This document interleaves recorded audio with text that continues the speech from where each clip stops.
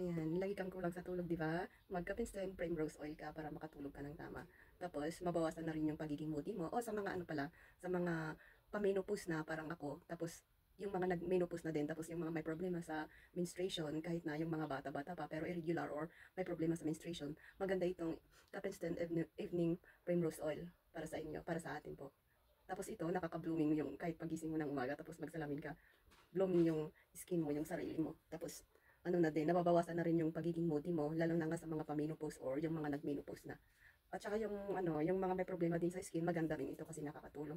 Tapos yung mga nagnanamb yung kamay or nagnanamb, your namamanhid is maganda itong Captain Primrose Oil. Yung laging masakit ang ulo or sa dibdib, maganda rin itong Captain Primrose Oil. Kaya subukan mo or bumili ka na para matry mo rin ito. Nakaka-blooming ito, nakakabata.